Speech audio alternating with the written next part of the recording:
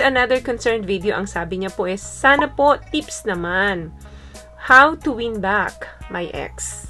Well, depende ito, no guys. Kung yung ex mo ay may karelasyon na, syempre kailangan tumabi-tabi muna tayo. Kasi with all due respect naman doon sa relationship nila, kailangan iwasan na muna natin sila. Pero kung wala pa, nakadepende naman ito kung gaano kalalim yung dahilan kung bakit siya nakipaghiwalay sa'yo or kung bakit kayo naghiwalay. But of course, pwedeng-pwede ninyong subukan yung mga steps na pag-uusapan natin sa videong ito. Step 1, kailangan ma-identify mo kung ano yung dahilan kung bakit nakipaghiwalay sa'yo yung ex mo. Lasan, ang dahilan kung bakit naghihiwalay ang couple is number 1, nawala na yung attraction at number 2, nawala na yung tiwala. Yung pagkawala ng attraction niya sa'yo, maybe because very controlling ka. Number 2, very jealous person ka. Or 3, being constantly unhappy. Yung tipong kahit ano nang ginagawa ng partner mo, mapasaya ka lang, at the end of the day, hindi ka pa rin kontento. Complaining too much, isa rin yan sa nakakapagsira ng relasyon. Ang mga bagay na ito ay minsan hindi na nababanggit o nabibring up ng partner ninyo sa inyo. Kaya dapat aware tayo kung ano talaga yung madalas na nirereklamo sa atin ng partner natin. So, alin man dyan sa mga nabanggit ko bukod sa pag-cheat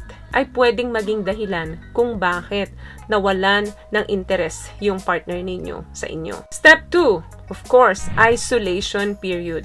Huwag ka munang mangulit sa kanya. Pag nakipaghiwalay tayo sa mga partner natin, kailangan muna ng isolated ka sa taong ito. Yun yung mga no contact period. Wag na wag mo siyang kukulitin kasi the more na kinukulit mo yan, lalong lalayo yan sa'yo. At doon sa pag-no contact period mo, doon sa ex mo, yan naman yung time para ma-analyze mo, ma-realize mo kung ano yung pagkukulang at saan ka nagkamali. Kailangan mabura mo or mabago mo yung lumang ikaw, yung old you. Kasi yung old relationship mo dito sa ex mo ay hindi na nag-work. Kaya nga, naghiwalay kayo, di ba? Studies shows that 30 days is enough time para masettle ninyo yung mga emotions ninyo. First and foremost, you need to work out on yourself.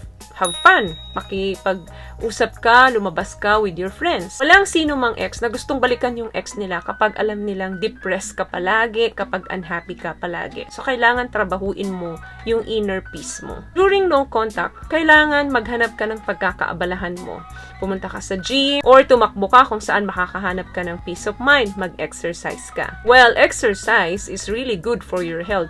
Maganda pa yung naibibigay na mood booster nito sa'yo. So, kailangan maging desirable ka sa paningin ng ex mo. Hindi lang outside appearance mo, kundi pati yung inside mo. Kung kinakailangan mong makipag-date, go, date and date and date. Medyo counterintuitive ang sound nito, but it works. Kasi at the end of the day, kung talagang mahal mo siya at willing kang i-win back siya, gagawin mo lahat ng paraan. Siya pa rin ang iisipin mo sa dulo ng gabi mo. Step 3, reconnecting with your ex. Paano mo malalaman kung yung ex mo ay ready ka ng kontakin anytime? Well, hindi natin yan malalaman. Kung sakaling bago pa lang kayo naghiwalay ng ex mo at yung tipong hindi mo pa ginagawa sa kanya na magbeg, magmamakaawa, or hindi mo talaga siya kinontak after ninyo maghiwalay.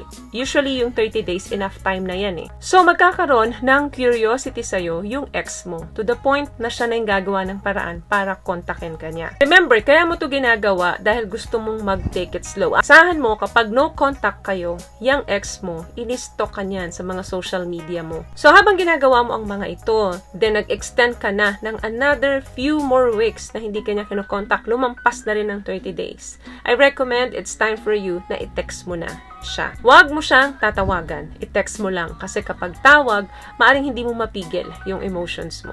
Yung tipong message or text sa kanya na may question ka, merong purpose yung message mo. Huwag mo siyang iti-text para lang mag-say hello sa kanya or huwag mo siyang iti-text para itanong sa kanya kung pwede kayong mag-date uli.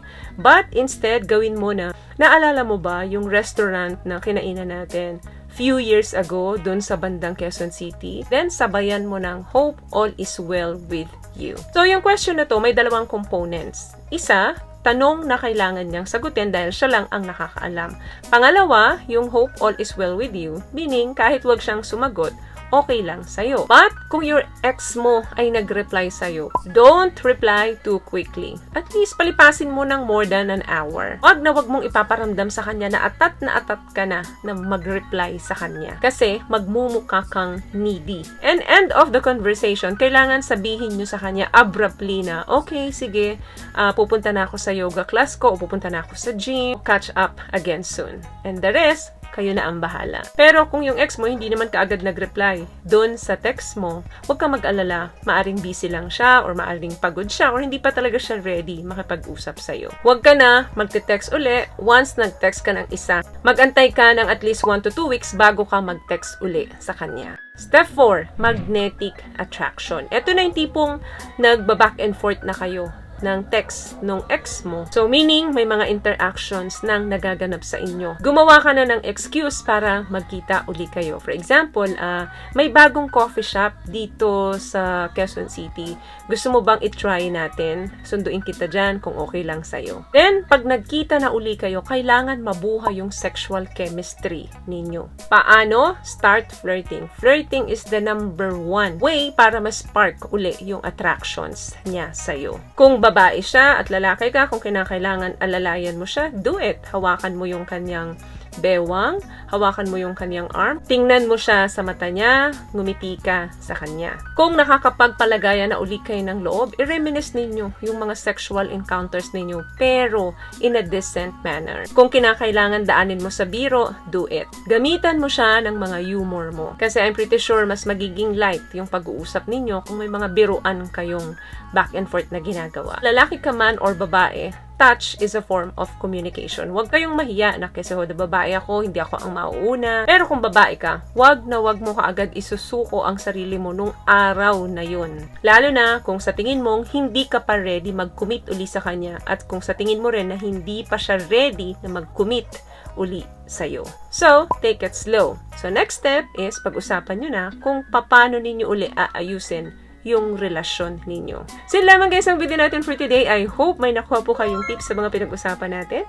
At kung nagustuhan niyo po ang ating video, please give it a thumbs up, comment down below, and also share this video na rin po sa mga kaibigan na sa tingin yung matutulungan ng video natin. Once again, palagi po kayong mag-iingat at palagi po kayong manalangin. Thank you guys for watching and see you on my next one. Always love yourself and be a blessing. Bye!